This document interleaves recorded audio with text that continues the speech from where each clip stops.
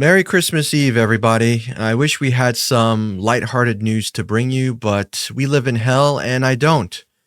Here is Trump with yet another veiled death threat coming off the heels of the Seditious Six just a month ago, calling for them to be hanged.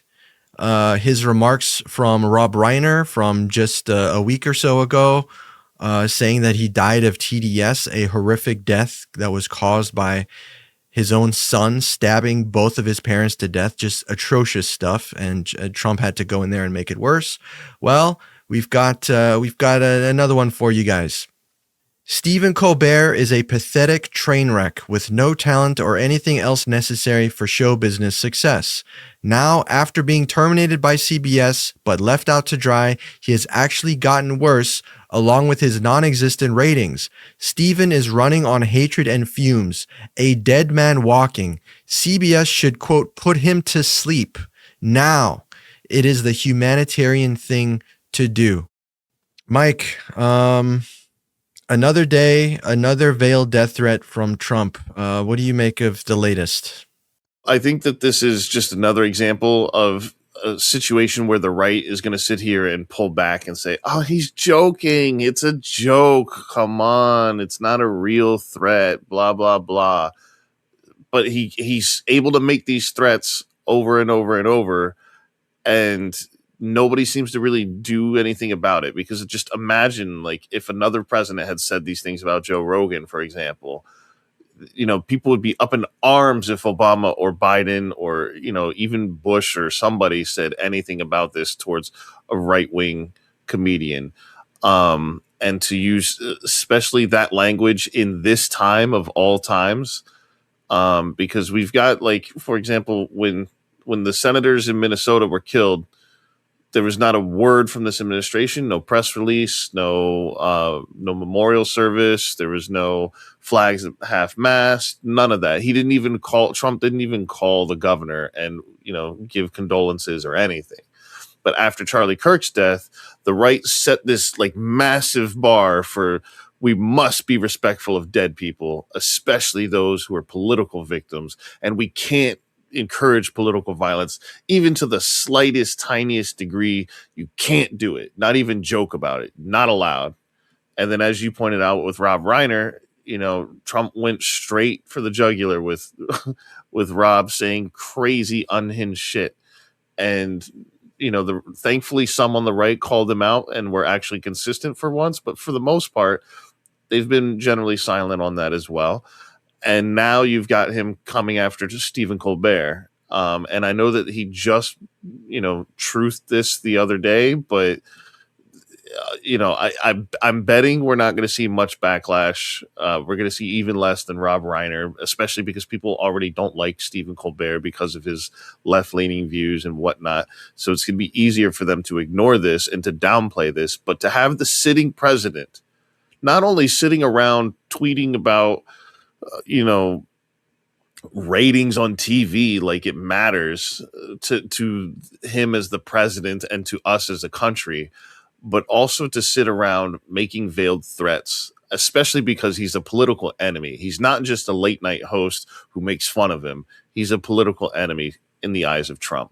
So, if you target these comedians first, then you kind of get this normalization when he targets other people.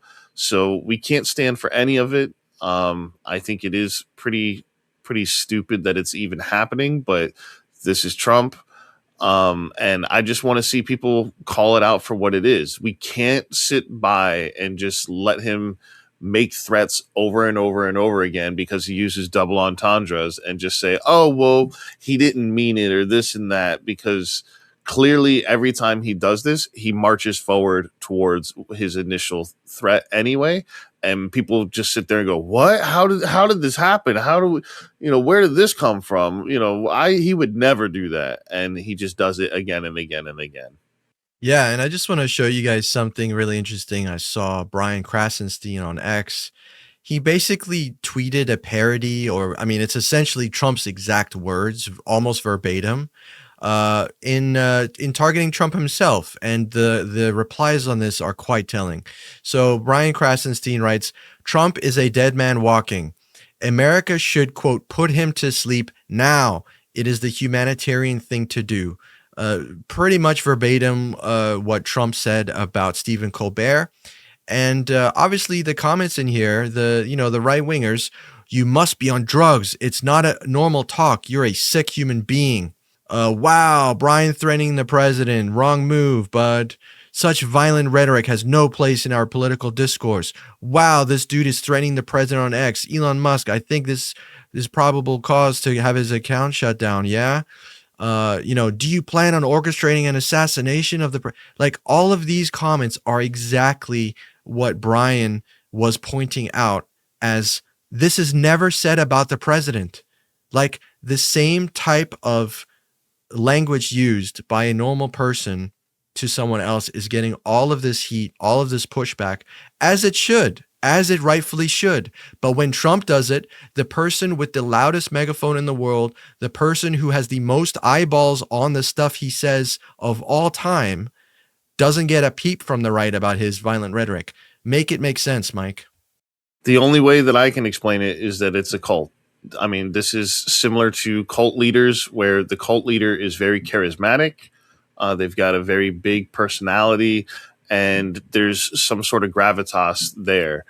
And so I think that when you hear Trump, when you see Trump, it's very easy for certain people, not everybody clearly, but it's very easy for certain people who are primed and literally, I'll even use the word conditioned because I believe our political system and our media systems have literally primed and conditioned people for such a person to come around. I mean, the fact that we have Trump is not a testament to how effective Trump is, but it is a testament to how broken our system is, that such a man can not only compete, but he can win. That's crazy to me. But these people are primed and ready for it.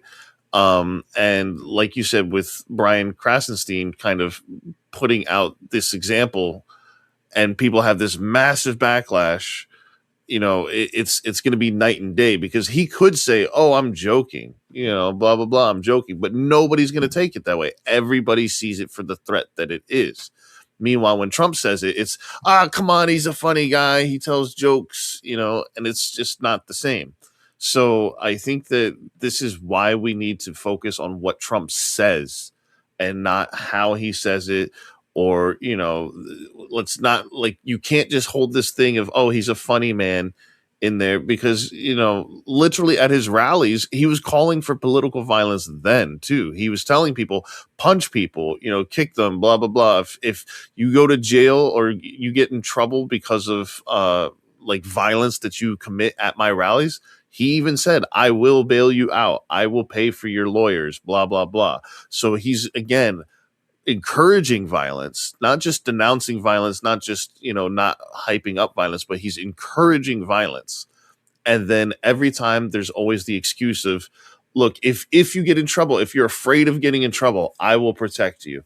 I will bail you out. And I think that message cannot be louder than it is with the January 6th rioters, where they literally were attacking police officers right on the heels of all this Black Lives Matter riots and whatnot, where everybody was going, "Oh my goodness, these riot and looters, they're animals, they're out of control, they're terrorists, blah, blah, blah." But then, when you have people that do the same thing, but at the Capitol, which I would argue is worse because that's during a transition of power and it's not simply just a CVS or something. It's an official government building, if not one of the most sacred government buildings that we have, during a very sacred process that we have, that's literally a coup attempt, basically. And for them to come out and do this and to have Trump sit back and say, "You know what, I'm going to pardon you for this." It just speaks volumes that even the violent offenders, I can understand the people that are kind of walking around touristy, looking in the Capitol after most of the violence was over with or ahead of them. But to pardon people who are literally tasing police officers in their necks, it just baffles me that there can be this this much blindness. And I think the only way that I can make sense of it is that it just all ties back into this cult personality where they are swept up, they are mesmerized by what this man says. And somehow, I don't know how, but they believe he is on their side. They believe he is one of them, even though he's a billionaire and they are most likely poor or, lower middle class.